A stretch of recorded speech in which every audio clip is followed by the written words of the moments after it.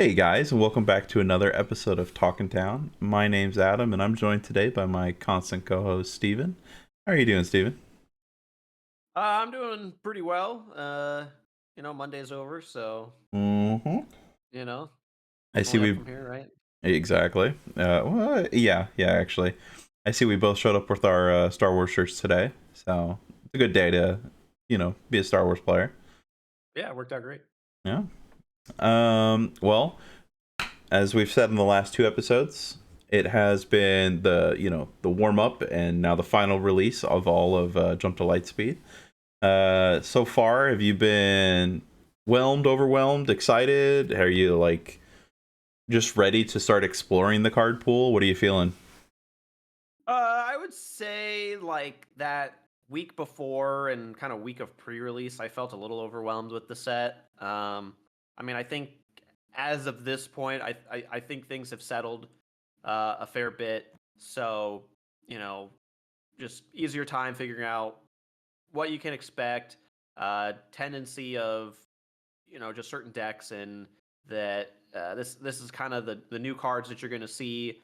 Obviously, there's going to be room for change. You're going to see change, but I think it's at least settled down to you kind of have a wireframe of what you are expecting. Yeah, I think coming into this set from the last set, not much from the top dogs has changed, and we'll kind of walk into that in a couple topics, but it's nice to know that I think the consensus of the community and like what we talk about is uh nothing much has actually changed, but also I think we'll get into it a little bit more, but I think everything feels a little bit more closer. There's a little less rock paper scissors, maybe a little bit more coin flippy, where sometimes a deck is just running hot, and in one match, you'll never be able to stop their draws. But yeah, we'll get into it in a little bit more. Have you? Let's see. Last time we had talked about the market price for some of the carbonite stuff. We were going to do a little quick update to see where we are at. And so far, I've got it written down because I was just doing some price checks on before we hopped on here.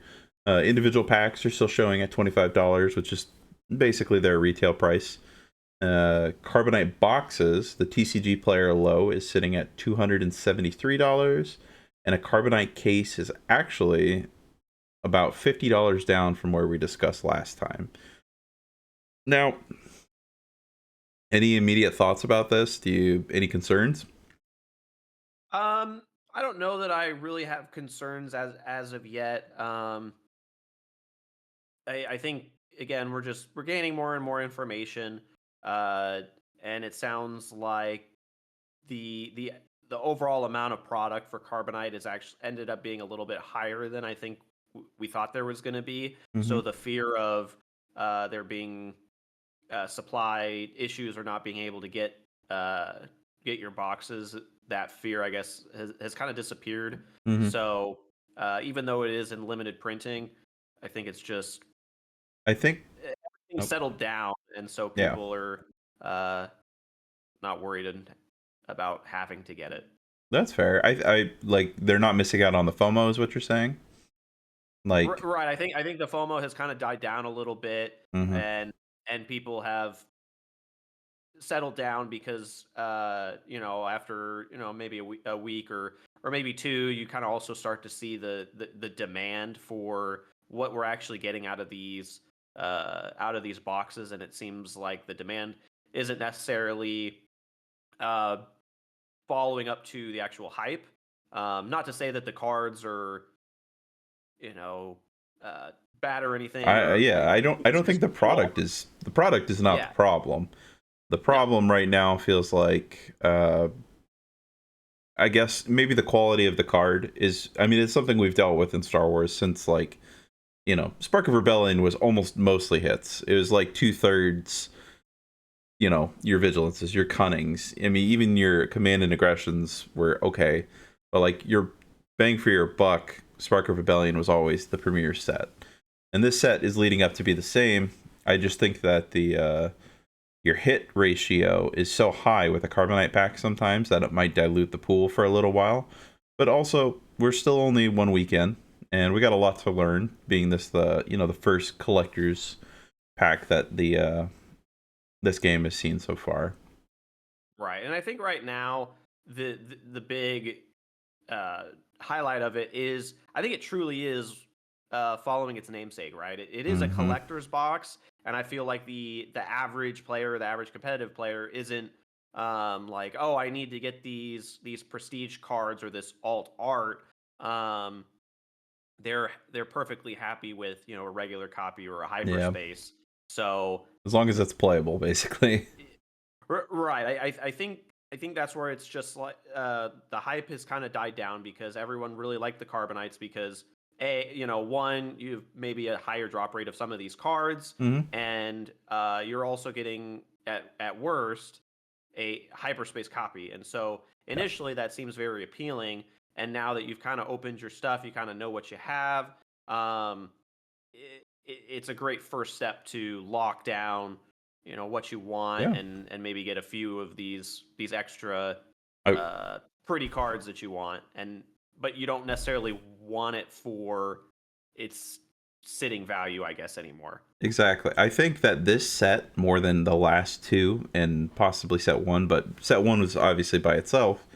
This set has emphasized trading with our locals more than I've ever seen so far in this game, True. which I think has been really cool. Not just because like some people like the foils and don't like the foils, but like every one of these things is someone's favorite ship, or it's like here's at least a $5 value ish, 10, 15, depending on what day you looked at these numbers, worth of cards that are like, I have extra rares, I'll trade for one of those. Who knows what happens.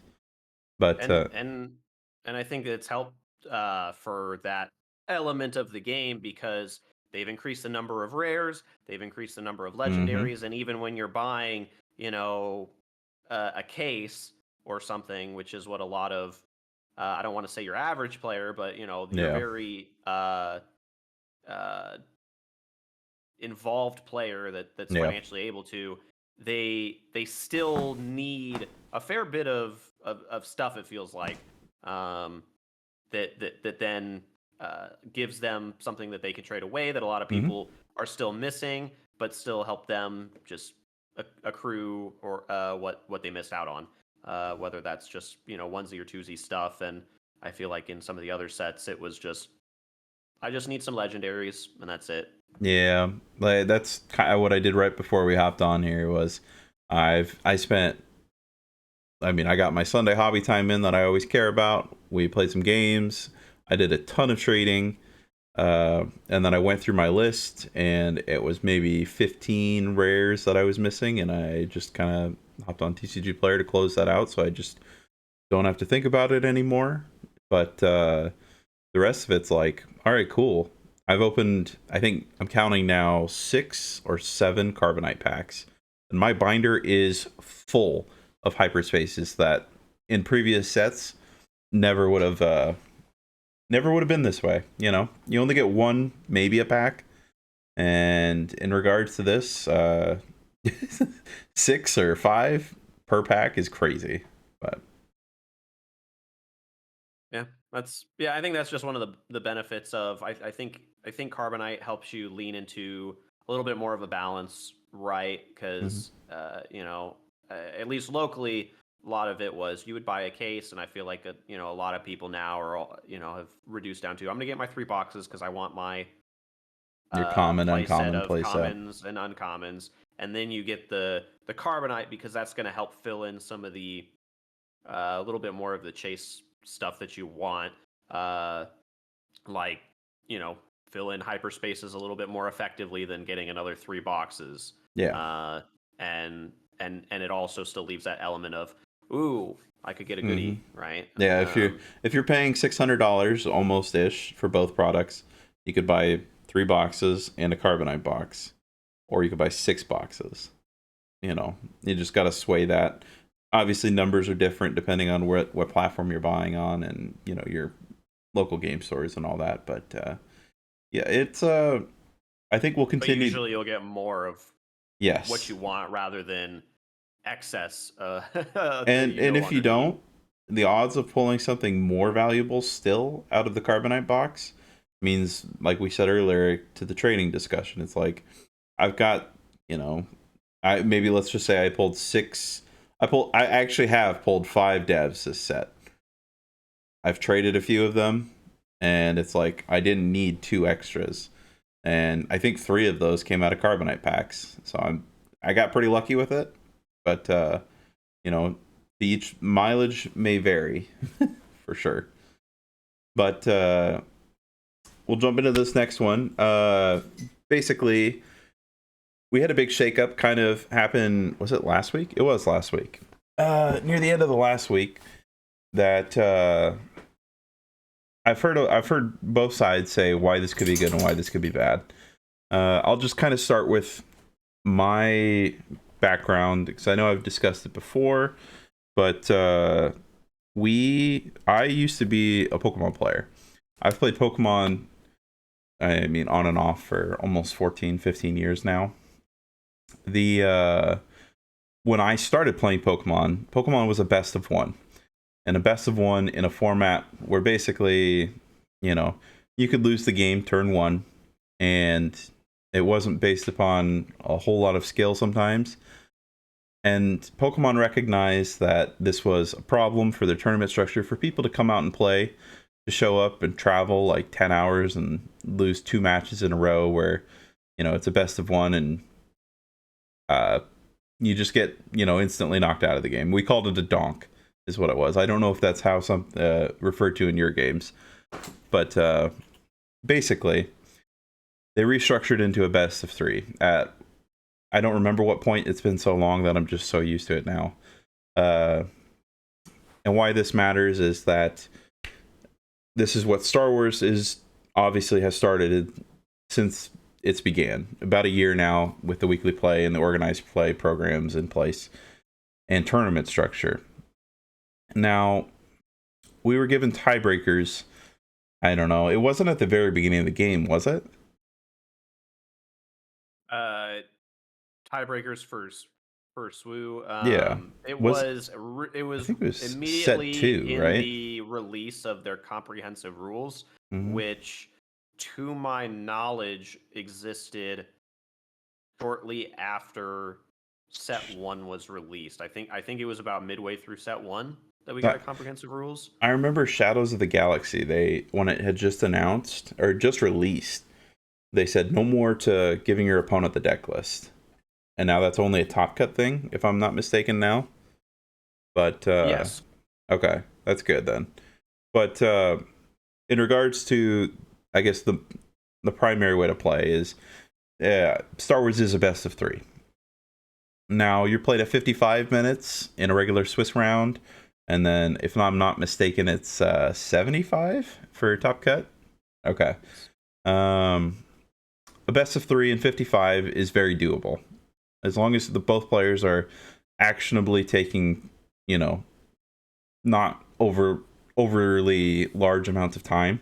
And this is something a lot of people will debate. Obviously, control players will enjoy the idea that a best of three could just be one game in basically 1.5 games. But that's on the other player to recognize when to either quit game one or to just know when they can push their advantage game one. This gets into a gray area where previously in Star Wars it was advantageous for the control player to obviously take a very long game one and hope you'd win it. And if you didn't, you would scoop that game as fast as possible almost.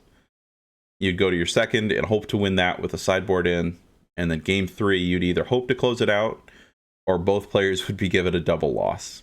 And that's where this differs from how I've played Pokemon previously.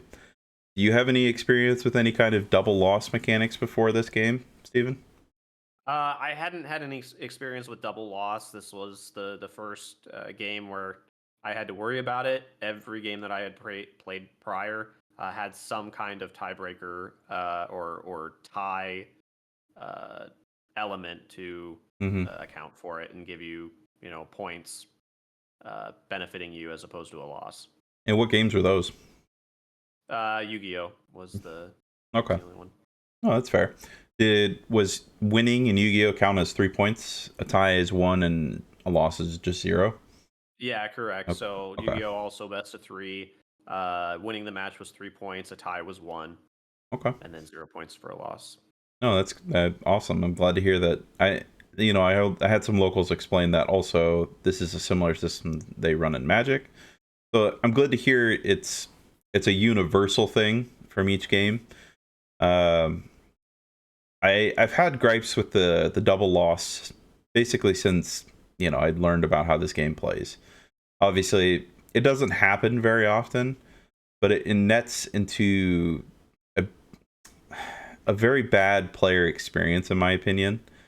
It At the top end, your competitive players, it's obviously a result that no one wants. At the bottom end, your casual players, if they got to this point where they would hit a double loss, then it's also just not good for the tournament as like a if you think about it in a like a quality way. It's not good for anybody when two players lose. But also, obviously, I can understand that incentivizing someone to slow play, even if they are winning game one or losing game, whatever following game, it does create a bad gray area. Do you have any thoughts about this? Like any, I mean, I like this. And I know that may not be everybody's opinion, but I think that ties make for more cohesive tournaments, and overall, it's a good thing. But I'd like to know what you're thinking. Yeah, I think moving into a opportunity for a tie is a net positive direction for as opposed to a double loss. I think it is more beneficial. I think the tie isn't obviously a perfect Hmm. resolution because best you can, you want to be able to define a scenario where the game can end uh, and provide a win to a player. Yeah. That is very difficult to do because whatever mechanics that you generate are typically going to favor a very particular type of deck, right? Whether Hmm. that's damage on base or whoever took the least amount of damage in the match, or the whoever had more remaining health, which we did have for like top cut tiebreakers, right? Because you can't tie in top cut. Yeah. Uh, but I still think the tie is a good way to do it for the just to avoid a double loss. Yeah. The negative side of it with ties is actively trying to play for a tie and Yeah. trying to intentionally draw. And I do like that the way that they announce the rule set is uh you cannot just decide to tie once the game starts. You Hmm. have to play it out as soon as you have shuffled and drawn cards. The piece that I dislike is I do not like the idea of you allowing people to, before the match begins, intentionally draw. I was gonna ask if the follow up was IDs. Did So you don't like the idea of people IDing at all? Is that what you're saying, or are you I I just? I personally do not. Like, like, don't get me wrong. In a scenario where you can and it guarantees you a top cut, Hmm. I can understand the want to do that, but at the same time, I think it's also negatively affecting your the I think it negatively affects the game because you just have people then that are kind of almost gatekeeping. Um, I could right. see where you're coming from with that for sure, because it I feels like IDing is like it puts the people who are on the edge of hitting top cut, like maybe the bubble ends, like the ninth place person had, first, second, or, let's just say the people who ended up seventh and eighth ID'd, does that win change or percentage change make the guy who got ninth suddenly, you know, the percentage swings have been wild in games that I've seen before between someone getting into 8th and someone getting into like 12th because of some IDs before. And that is it is an unfortunate result to allowing intentional draws. Yeah. Like I like the fact that draws can exist. I don't like that it is something you can intentionally do. I Hmm. think they need to incentivize playing out the game. I don't like the fact that you can just go into the final round as an X1 and maybe not in certain events, but in certain certainly these larger events where you're doing top 64 cuts, you know, intentionally drawing that round is going to get you in. Yeah. Um, and again, that could be controversial. I know it's very common in the competitive space, but I I like the I like incentivizing people playing out their games. You Uh, know, that's I think what their original goal was. Oh wow. Uh, it's yeah, just and so it seems like they they did that as well as they could. yeah. I just I just dislike that they did specifically mention you can intentionally draw before the game, Hmm. That's fair. especially with kind of the way that they've set up their bribery rules. Yeah. And it's like, oh, it's you're not offering the opponent really anything of value. But you're still compromising with the opponent for the net benefit of both of you at the detriment of potentially Other other people. players in the tournament. Yeah. And again, it's very hard to balance, Yeah. but I that's just the one piece that I have reservations about, Hmm. and uh, totally see being an unfortunate situation in the future. Yeah.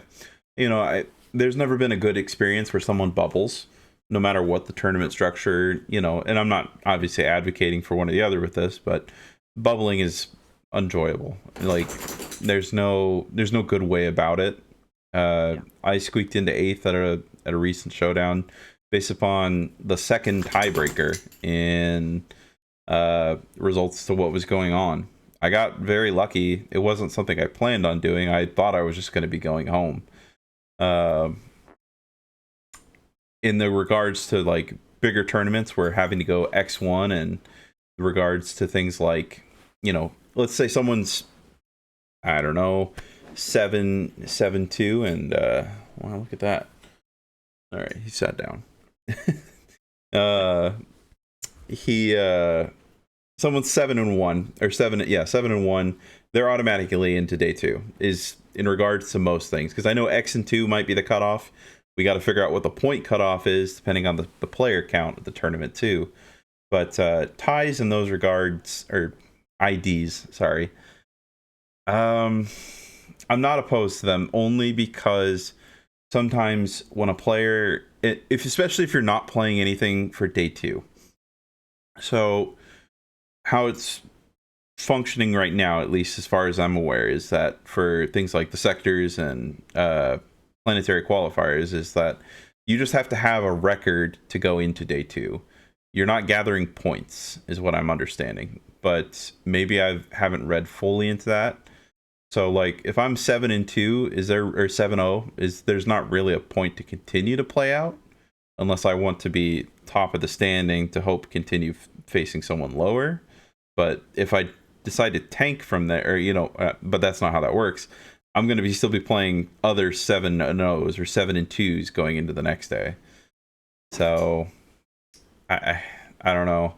I think they're okay only in regards to the, like, it is kind of a reward, but also yeah, it does create a bad player experience for the people looking to continue or hoping that your opponent will deliberately play out those games. And your past opponents continue to play out those games as well. Right. And I mean, again, the way that plays out is, uh, I I just like the element of, you play out the game to Hmm. completion. You don't intentionally draw. You're then on an even playing field with the rest of your opponents, and then it better identifies your collective work of the tournament as opposed to I was able to effectively run the gauntlet Mm, and then just squeak through because you just got there, right? yeah, I do like the element of, oh no, I dropped a game here in this matchup, and that's the difference between me reaching a certain placing versus not. yeah. Um, I just It I don't know. I like that one element. what you're saying is basically it's like this is how like the tournament should always run is if everyone plays their games, everyone plays everything gets reported correctly, and then on top of that there's no ties and no double loss is ultimately the goal of every tournament. Right. But Yeah, you want to play you want to keep the tournament as though it plays perfectly as close as possible, yeah, right? that is the judge's And goal and the TO. that that's the goal. And obviously, we know going in that that is almost never going to happen. Yeah. There's always going to be and having the tie option is is an exception that you're incorporating in order to try and still achieve a functioning event that Yeah. completes within a reasonable time, and allowing the intentional drawing element just uh, further disrupts, I think, that goal. That's fair. And I think, as the game continues, because I mean, you and I have played in tournaments all the way from set one to now. I think we've seen FFG work towards rebalancing and readdressing and changing and looking at how does the game feel with these steps and are we doing this in the right direction. I think we both agree this is the right direction, but also we recognize this comes at a cost either way. But I Yeah, hope that they continue to do that. What I didn't like, at least in regards to like, we'll jump back to set three. Keeping track on remaining HP base health for previous rounds. I wasn't a big fan of it because if you're not a player who likes to take notes, which obviously, like for a competitive mindset, you mostly should be taking notes. Um, but I was playing Pout. I was going to have a lot of damage on my base no matter what. And that also resulted in a net loss. Like, if I was managing to get all the way to game three, I'm still clawing back being the control player into this scenario. And them having, 15 damage on me because they just went face rather than actually playing, like, control any of the board because time was about to be called. That didn't feel good either, though. So, yeah. I mean, on the plus side, it was just top cut, so I think it mhm. very rarely ever uh, mattered. Yeah, and And you're that's too. already It's getting very the niche. additional time, and Very if you're niche. going into time at 75 minutes, uh, Yeah. like can it happen? Sure, uh, Should it? but I don't think we've also reached a scenario in a meta where we really should have to worry about that. I mean, obviously in set one, kind of the way the meta played out, that's maybe the scenario where that would have occurred, but Yeah. it really has not been a non-issue ever since. And I still think you should be able to, in a control mirror, hmm Close three finish in games. 75 minutes. Yeah. It And 55. I'm gonna be honest with you.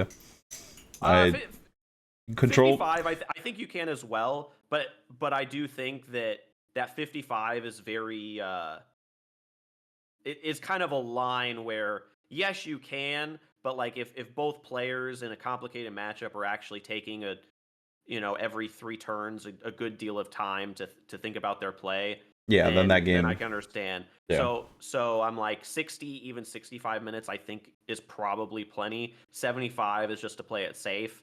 hmm And sure, I'm perfectly fine with that, right? You're effectively getting almost 25 uh or you are getting 25 minutes a game then, Yeah. which should be more than enough. Yeah.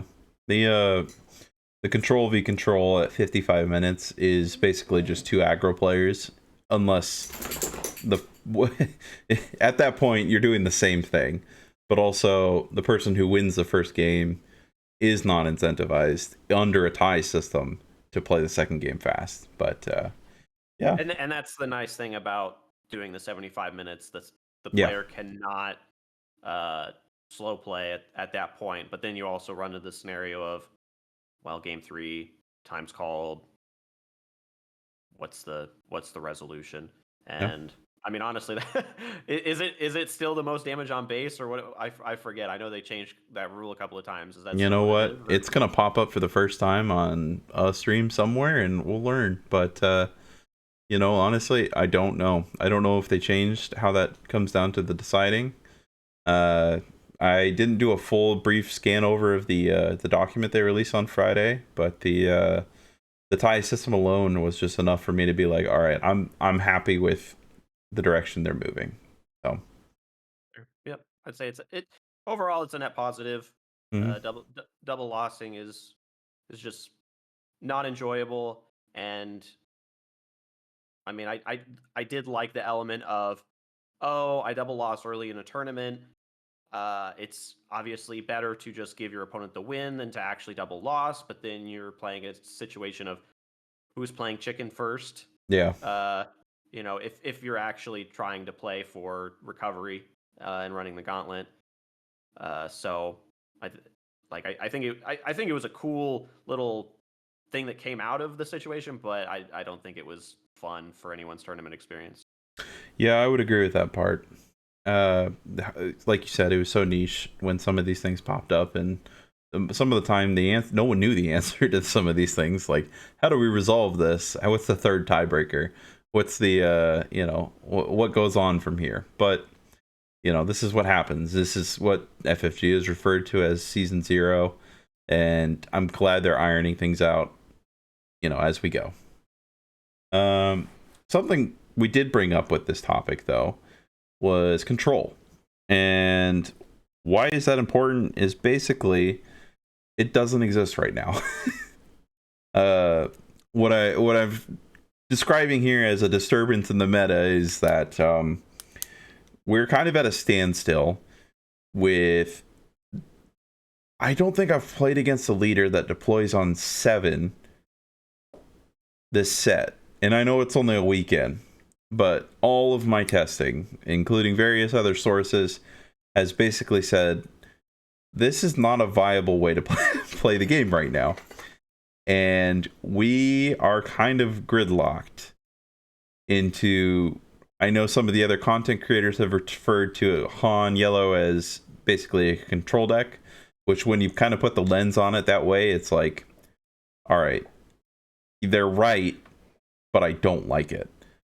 And the idea right now of playing Palpatine, just it's not even close to feasible. I mean, can you think of anything like a 7 cost leader that might hit the table that you're like, that's actually a concern?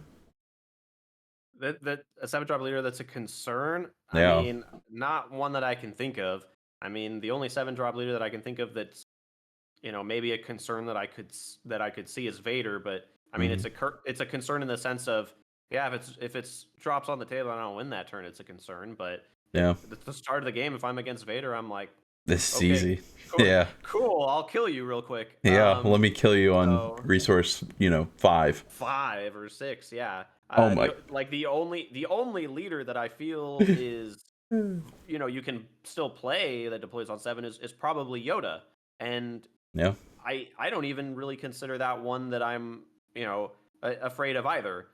So That's a the lot only of reason I damage. say Yeah, up until Yoda deploys, the amount of damage I know I could put on their base as a Django player if they're still in the game. I'm looking to set their "you're my only hope" off on that turn somehow, or just try and yeah. kill them before they even have a chance.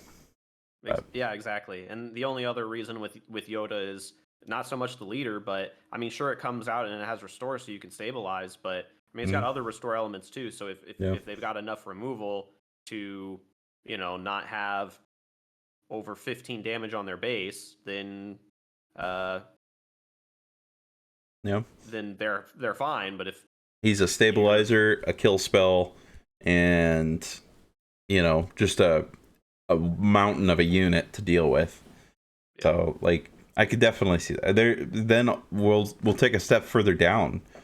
What 6 drops are you looking at being like competitive right now? Meta competitive. I mean, obviously you have Han, but I mean that's a little bit of a cheat answer because he's Yeah. effectively It might be a a five 4 foot at that leader. point. Yeah, yeah, he's a 4 or 5 drop leader. So that's certainly one. I mean, you know me, I'm a Ray lover, Yeah. and I still think that there's something there, uh, You're because digging. she does have so much ability to stabilize. Hmm. Obviously, Django makes that very difficult, and a lot of the yellow decks can be, particularly that are running villainy, because no good to me dead exists and things like that. But that's really one of the other ones, just because she does have so much stable ability to stabilize. Uh, Aside from that, I'm trying to even think.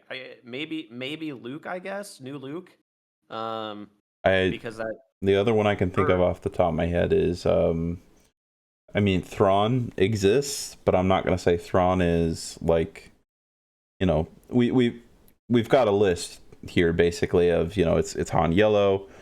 Right next to it is Django Tarkentown. Down below that, just but barely probably, but maybe still within the Venn diagram is Sabini CL, Quinlan Tarkentown. Piet is up in the discussion, but I don't think it comes close to the other 3 or 4, just because we are I don't think it's going. consistent enough. Yeah, exactly. I think Piet Blue is the better version after some of the testing I've seen, at least between you and some of our other locals. But I also just, it's not even that not consistent enough. It's that it just gets blown out of the water. Even at 35 HP, some of these decks are just hitting super, super hard. Right. I think the issue with that is you need pretty much an ideal line, and if you don't get the ideal line, it's probably not close. And even with a pretty ideal line, it's you still just have so much damage on your base, and you are just playing to try to play something to remove, keep something to stick on board, and it doesn't feel like you have a lot of opportunity to hit the Yeah. base. You just have to stabilize, and you just get so much damage onto you anyways. I remember during set 2, like showdowns, the when Kira was a really good contender for basically like one of the biggest anti-boba techs. It could safely play vigilance for 6, and I don't think I've seen vigilance since. It was definitely played last set, but I don't think we're gonna see a card or a deck that can stabilize in a way that playing vigilance for 6 is a safe play, at least right out the gate right now. And I will be the first one to say I hope I am wrong. I hope that someone has cracked some kind of sentinel or roadblock deck that basically says you cannot hit me as hard as you'd like this turn and the next turn and the following turn. I think you've worked on it with at least the few versions of Ray that you've played so far, but it's rough. I when I see a Devastator hit the table on resource turn 6, and it's live because it was sneak attacked or it's live because it was TDR'd, like there's not a lot in this game that is going to stop that person from just continuing to roll this game over. And with a lot, I think one of the other issues is with these top decks that maybe control could have effectively stalled out. A lot of them just got the with Devastator and some of this, they just have so much extra reach. Yeah. Uh, so and I mean, I'd say the first iteration of this, you could say, was with Sabine, and you have Wrecker ECL, and it's just so much damage because they have this extra reach. And Yeah. it feels like a lot of these decks, with the inclusion of Devastator, and and such, the extra reach is just it's just too much Mhm. to handle. So it I just mean, makes even if you get to the point of, oh, I've stabilized on board, they can't hit me, whatever it is, there's still just so much danger with something that's just able to get played out that turn and uh, you know, kill you because of, again, triple dark raids, just Yeah. a great card. Uh, just come down with uh, the damage that it does. You have War Juggernaut that exists now as well that can be another easy 7 damage. Things like that. So I think Every that's just card the in a Django deck typical is a approach. live weapon, and it is there's not really very many bad draws. You know, uh, Yeah. And touching on that more too, like specifically with the control. I mean, if you look at mm, these decks like Han Yellow, obviously aggro's tough, but Django, it's got that extra reach, and then even Quinlan, uh, Quinlan's got all this extra discard that they can just play and disrupt you, and it's really oh not yeah, affecting their goal yeah, anyways. And then I mean, Hans Han, control control yeah. control hates And that because you very likely just can't deploy your leader ever before they kill you. And I would love to your see control. more Quinlan players. I know the deck is probably one of the harder ones to pilot right now because your decision making for hand control is truly just like what can they do now, what can they do next turn, and how well can my board be prepared for that while I tear apart their hand. I think that like it'll help balance the Han meta, but also the Django is still a problem. We'll get into a rock paper scissors. I know you were talking about control, so I'm sorry to divert. Yellow is part of this problem that we'll kind of dive into further, but continue on with what you were saying. I lost my train of thought, so I don't Oh, even remember. fair. Well, your new train of thought is how War Juggernaut works. No, I'm just kidding. That card, man. What do we get? Someone swinging for 12 the other night. That was Oh man, crazy. That card, that there's not a lot. I There's not a lot of times I'm like, what? That. I know yesterday afternoon when I was playing, I summoned one and was smacking for 10. mm, And mm, I could have done 13 because I could have surprise striked it as well. jeez, it's. I that's not even Yellow's fault. Well, I guess triple dark raid is part of the problem, but you know, Yeah. I mean, so we'll dive back into this because we're part of this is just discussing the top 5 decks right now. Sabine is probably the only one. I know Piet's good, but Sabine is probably the let's see, Sabine, Han, Django, Quinlan. Those are your first 4 that come to mind. There's other aggro decks in the meta that are also very good. Your Gar yellows, your oh my gosh, your Kazudas. I just played against a Kazuda yesterday with one of our locals, Matt. Holy cow! He Oh, hit me for 6, and then he hit me for 12 the following turn, if I'm not mistaken. I was like, what do I even this it's a souped up falcon that I had no way to stop. oh And well. Yeah. that was just it. If they get you, they get you. But these decks all inherently, other than like I said, Sabine, kind of compromise and share the color yellow, or they're usually leaders who are best paired with ECL or Target Town. And then obviously 30 HPs are also very good, but it's it's kind of becoming more and more apparent. And I don't know how you solve this problem because obviously FFG didn't believe that Han Yellow was enough of an issue in the last set to jump into this set with any erratas or bans. The card pool itself is unaddressable in my opinion because I don't think they're going to pull something out of those to say like, to make any one deck worse, we're going to do this. I think it's always a leader address first, unless a card is actually just. I mean, War Juggernaut's close, but if you take away Django, War Juggernaut's not as bad as. It's probably not actually very good. Would you agree with that? Right. So, Without Django, War yeah, Juggernaut's only okay. Yeah, I it mean, would go to I agree. straight into a draft unplayable or a draft Yeah, card. Yeah, and I mean, even if you still have Django, I mean, the reason that it's so good is because of Triple Dark Raid, right? Yeah. It's. I mean, sure, you get to tap everything, but it's also very easily swinging for 7. So Yeah. I would hate to see FFG deal a blow to Triple Dark Raid, but I could understand that there's parts of the card that are a little too strong. I yeah, think I think it would kill entire archetypes in a way that would actually make the game worse. But I also, like I said, I mean, I've heard people say that the unit should just be defeated. And I'm like, you know what? That makes at least a little sense.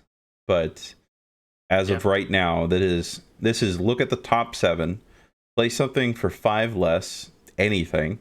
It comes into play ready and uses its on played, and then it goes back to your hand, essentially just drawing you a card. So, which is a yeah. lot. It's a lot of It's just value. it's effectively just free damage, and like I can. It's just a question of, is defeating it make it strong? And I don't want to necessarily say stronger. Is it stronger to defeat the unit, or keep it as a resource, not Hmm. in the sense of tapping resources, but as a card in your hand? Because obviously one of the cards that it's so good with is Ruthless Raider, and it's like, well, is Triple Dark Raid, is it better to return the Ruthless Raider to one's hand, or is it better that to be able to effectively deal 8 to their base that turn and kill any one or two things. One thing if it's got 4 or less health, or two different things with 2 health, right? So Yeah, it's like there's a trade off, and at that point, you know, I mean, what do you do, right? and I'll keep going back to this because it's a part of what we're talking about. Triple Dark Raid as a highly efficient card, uh, giving you an answer to that question of like, how do I deal with this unit that is now ready? Is basically like is kind of something that summarizes at least what I'm seeing as in the entirety of the yellow card pool right now. Is that most of it is I'm going to do this thing and it's going to happen right away. I'm going to gain the maximum amount of benefits from it. It's not a setup thing. It's not a like a waylay. Waylay is any unit. You know, at the end of the day, who cares? Uh, like how strong cunning can bounce something up. I mean, it is an important number to remember, but also like waylay is just better for one less. Cunning gets the obviously the other parts to it, which make it a really good card. But these limiting factors don't seem to always apply consistently in the yellow card pool. Uh, Django being able to tap down any unit, Han having not mana resource manipulation. Quinlan has a built-in ping that can be used retroactively. Anything that activates when uh, without tapping an action has already like peaked the competitive players. Like, you know, these are the things we look at first when every set has come out all the way since set 1. Boba has conditioned us to say any reactive tap from your leader is inherently so much more action efficient and helps you increase your action output or your damage output through the actions you have, that it's kind of on a different scale. Now Sabine falls under this category as well, just because her action is to do damage. You know, it doesn't make her less efficient, it actually makes her better because it allows her to go wider, safer, and give her more action economy in decks that are looking to knock Sabine out as fast as possible. So it's good for her. But that's kind of like what Han is becoming a problem as, or is remained a problem. He is incredibly action efficient in regards to, you know, the 3, 4, and 5 resource turns. He can tap down, or he can place, not tap down, he can play several very high efficiently statted units, mostly 3/5s. He has ways to exhaust you. He has ways to, you know, deal damage or increase his damage to knock out your leader on their deploy, and ramp himself up with his own actions, placing mostly just smuggle cards. Has ways Um, to discard, has ways to gain yeah, hand knowledge. Yeah. And I think that's the Yeah. thing with with yellow just in general. I think that color more than anything offers just that little extra oomph Yep. to to to to these strong cards that you know maybe you know can do that in the very specific scenario, but yellow just does it better I think and yellow, more yellow. flexibly. I think yellow rewards the most amount of player skill in the game, Oh, absolutely. and right now, unfortunately, what sucks is at least is that the units that are being printed with yellow are also well statted. If we were to knock some numbers off here and there, I think we'd be in a much better place for basically all of it. But they're getting the cake and eating it too. But Yeah, and I'm curious to see what comes out because we've got 2 weeks now until Milan. No, wait, is it next weekend? Oh, it I is think next weekend. yeah, it's not Yeah, the or the 28th through the 30th. That's exciting. yeah. So I mean, I'm it's still almost 2 weeks, but yeah, yeah, yeah. Yeah. And this is going to basically be a discussion we're going to have for the rest of as long as we're running this show, but I could definitely see this why this could be a wear and tear on both the format and the players, but also card games aren't always something that are I don't know how to say it. They are rigid in a way, but I am hoping that FFG does continue to pay attention. They have so far, at least in my opinion, done well. I hope that if Han does show itself as to be once again like you know a step above everybody else, that we'd get something in the middle of the season. I have my feelings that they're going to wait until the release of the next set because obviously it's a bad player experience when someone goes out to buy a bunch of new cards for their, like right now. If they said Han today is banned, then all the cards I just bought to play in my new Han deck out of Jump to Lightspeed now don't have a home. They'll go into my binder, but like the timing would be terrible. So yeah. That's the thing with timing because I mean with Milan and Denver afterwards. I know we've got some other just large yeah, events that are being hosted, but specifically FFG events. If if you're looking to be as or trying to create as balanced of a game as possible, maintain competitiveness in the meta, and you see after your two largest events before there's a fairly decent break, I believe. From obviously we don't know about PQs yet for I the would set, but I would be hard pressed to believe that let's just say Milan and Denver are both won by Han. I'd be hard pressed to believe that they change anything before the Richmond sector and the I can't remember where the other European sector is, but I would be hard pressed to believe that before sectors are over that we see a meta change or at least some kind of balance update. But if we go into this and Han has won all four of these events, which isn't really off the radar in my opinion, then maybe we see something before I want to say nationals. It's not what's the name of because regional. yeah, it's the regional. Thank you. Um, I would love to say we saw something before regional, but if it comes out that we have to wait all the way till set 5, then we have to wait till set 5. I'm sure people will find a way. Yeah. I'm just curious. I mean, obviously they don't want to do too much disruption, but like, say it is a scenario of Han is overperforming as opposed to say like Django, right? Yeah, Well, at least from what I can tell, Han is effectively still the same deck, right? I mean, there yeah, isn't anything crazy out of it that's new.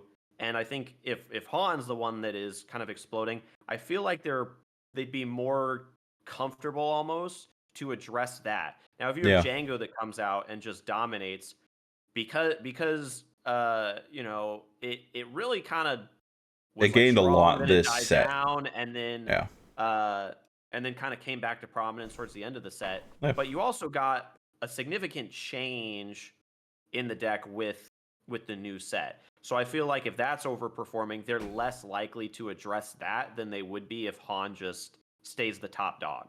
Yeah. No, I agree with this because the things that, and I'm not going to say this from like a monetary standpoint completely because I would rather there be a competitive mindset first. But let's say Dev is the nail in the coffin for just about every other deck in the format, and somehow even Han can't stand up against Django's across the board.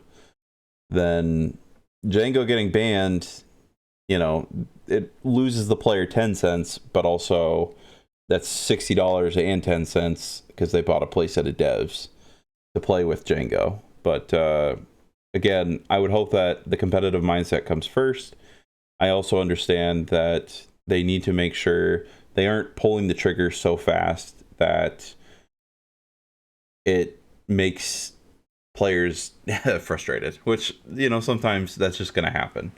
I mean, you remember Boba Fett showcases were $900, like while Boba Fett was still really good in set 2, that can't be a good thing. But they have to also recognize that that card was just broken.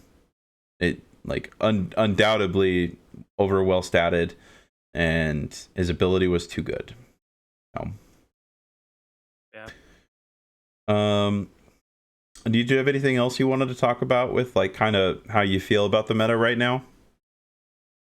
I mean, honestly, I'm feeling a little bit better about the meta than I thought initially. I finally have kind of started to see the opening up of some uh possible holes in certain matchups, and kind of like you said, think it feels like maybe the gap in certain matchups has closed.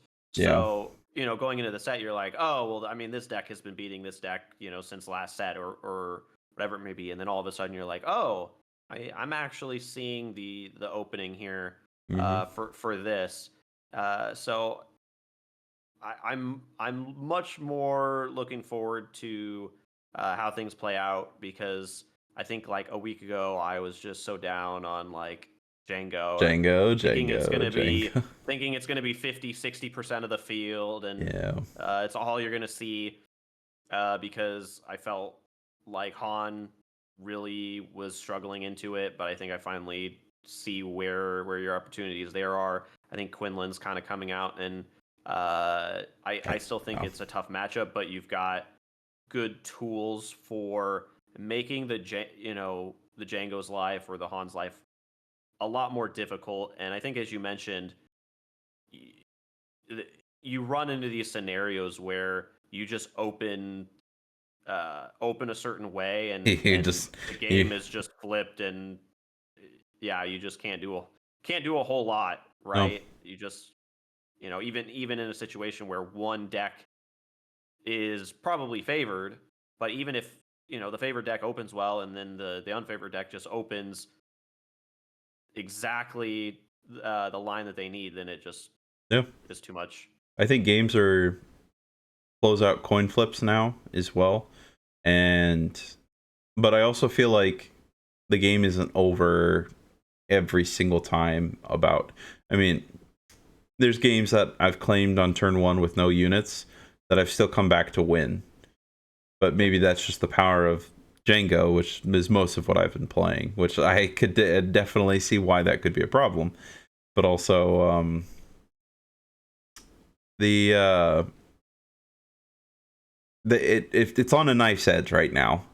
I think any of those 4 decks between Quinlan, Han, Django, and Sabine, it's like I think the better player is going to eke out that 5%, that 3%, that like most of the time. I'd go with And size 10. you think you would go with 10? That's fair.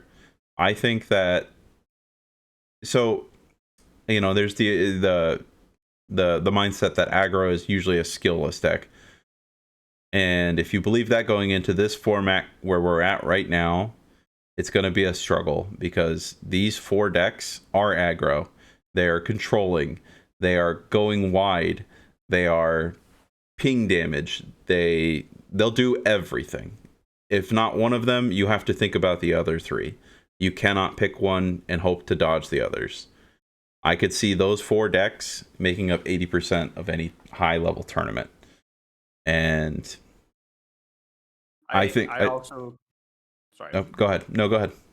I was just saying with the way that these matchups seem to be going, it feels like it's almost you've got two sides of the same coin with the deck, and you in these certain matchups you it feels like there's a direct possibility that you're going to have to play a certain matchup two different ways depending on Mm-hmm. exactly how those first two turns start. I mean, obviously your cards and your hand plays out a little bit, but like you said, because there is a lot of recoverability with some of these decks that you think you should just win after they have no turn one play or whatever it may be. Uh, I think there is that I flexibility of I think what you're saying is that the lines now are much more diverse, at least in my yes, opinion. You know, uh, Django decks compared to where they were at the beginning of the set 3 PQ meta into where they are now are a whole different beast. Not because of the cards that they've added. You look at the same cards from set 1 through 3 to where we were then and to where we are now, and set 4 Django players are playing so much more ground to adjust for what's ahead of them. And they know that. It's almost between what you and I have played with the deck is this is a mid-range deck with the ability to tap down your opponent's board, but also present an aggro threat and have a late game closer if you're good enough with your TDR to hit the big guys on the important turns. But I every think deck feels this way though. At least any one of those 4. It's like if Quinlan gets ahead on board, are you able to even catch up? If Sabine has got you to lethal within, and you have to avoid ground because Wrecker will close out a game. Han just whittles you down efficiently until they're within striking range, and just that's it. And same with Django. They're all lethal. They're all terrifying. Yep. Like you said, the lines are a lot more complex. I think there's more Mm. things you have to worry about in your considerations for what you're playing. And I feel like it is less of on a given turn, you're like, okay, am I afraid of this card or this card? It's now I'm afraid of this card, this card, this card, and this Yeah, card. And the option of 3. Is it yeah, Kira? Is it K2? Or is it Ahsoka? Ahsoka, yeah, and that's maybe playing to curve, but you also have to account then for a slight adjustment with that of Ezra Force throw or Mm-hmm. whatever else it may be, right? Yeah, So I mean, I can tell you a number of times for playing versus Django, I'm like, what am I most scared of? And I say that to myself every single turn. and They it's a don't do list. that for two turns in a row, but they're but the line that they played is just annoying enough that now it's like two turns in and you're like, now these cards that I was scared of, I am absolutely terrified of, and it's more Yeah, likely they have it now.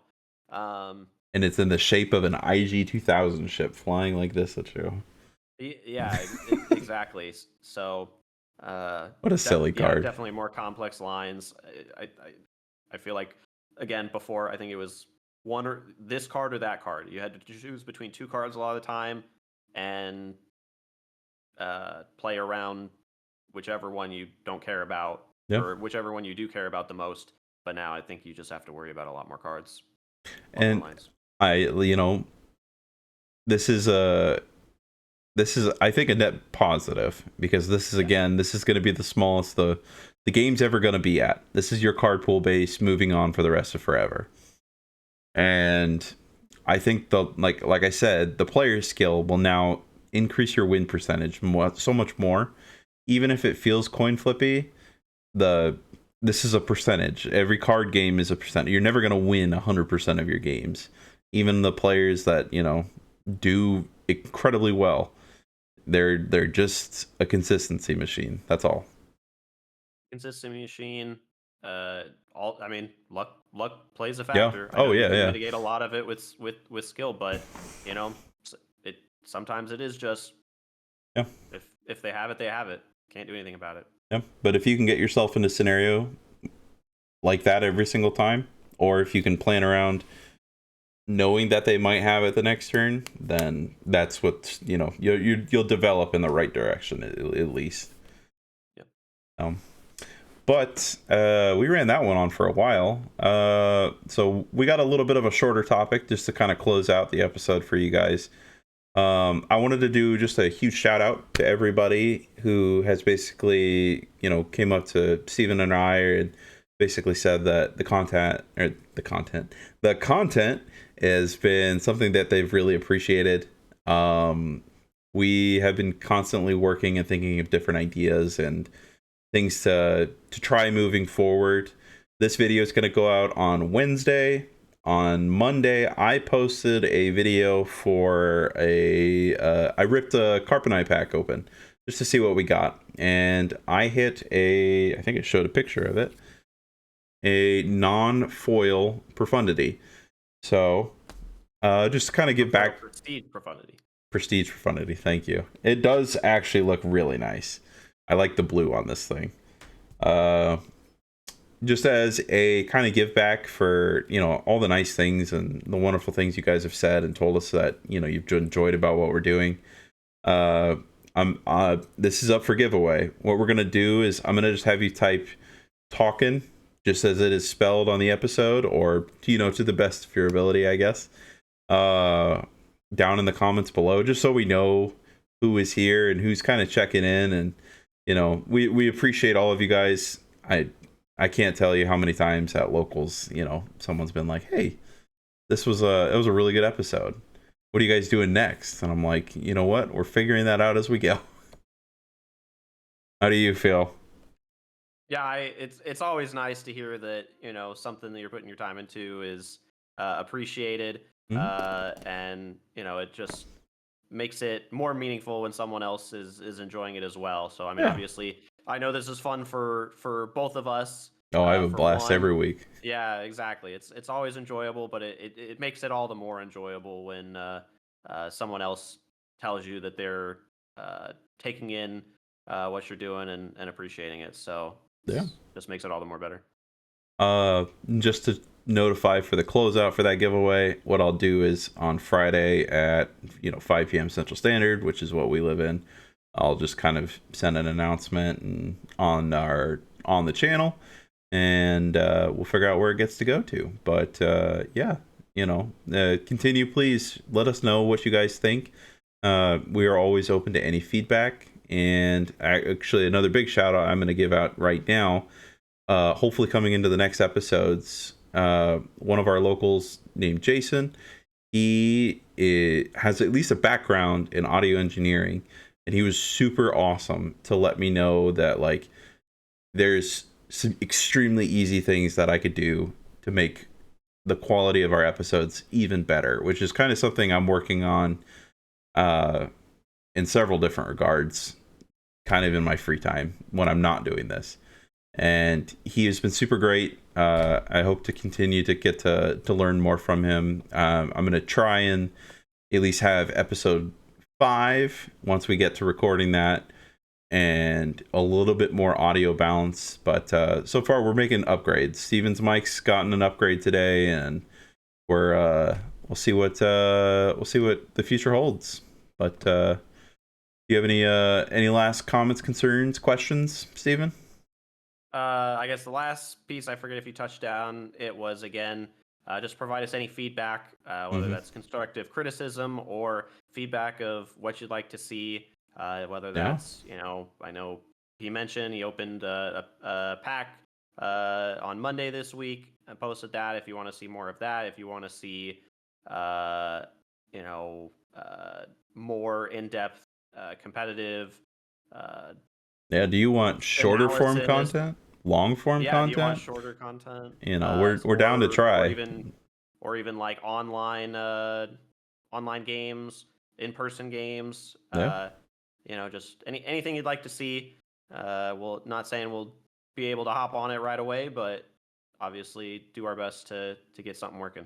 Yeah, I 100% agree with that.